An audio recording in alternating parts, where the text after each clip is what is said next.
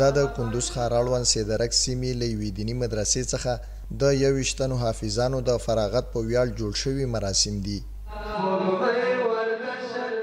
د عبدالله بن عمر دارالحفاظ مسؤلین وایي دغه دارالحفاظ د فراغت په شپږم پړاو کې 21 تنه فارغین لري چې د قرآن کریم له بشپړ حفظ څخه یې وروسته نن دغه سپینې پګړۍ په سر کړي.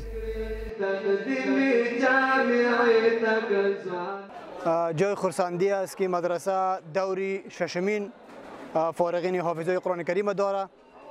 تقریبا در هر دوره 22 23 پایین‌ترین 18 تا حافظا را فارغ می‌کنیم. امسال هم الحمدلله 21 دانه تعداد حافظا فارغ شده. پیام برای از او کسایی که فارغین از این مدرسه است، از بقیه مدارس دینی هستند، این هستند که این تنها یک آخری کارشان نیستند، بلکه ادامه تحصیل خود بعد از اینکه فارغ شدن از حفظ قرآن مولا در بخش کتب برن، بخش مضامین‌های دیگری را باید بخوانند و تا به اختتام برسانند.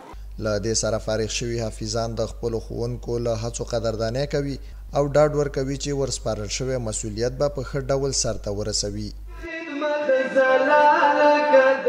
موږ ډېر ښه احساس لرو ولې چې د قرآن کریم حفظ موږ ته په برخه سوده دی. الله سبحانه و تعالی یو نعمت ده په موږ باندې. تقریبا 2 سال میشه که ما در اینجا قرآن عظیم شان را حفظ نمودیم و میخواهیم که یک عالمی با تقوا، یک عالمی دعوتگر شویم که جهان را دعوت به سوی الله متعال بدهیم. دا په داسې حال کې ده چې د اسلامي امارت له بریا راوروسته هیواد کې د ماشومانو او ځوانانو لپاره په دیني او عصري برخه کې د زده کړو ښه زمینه برابره شوې ده.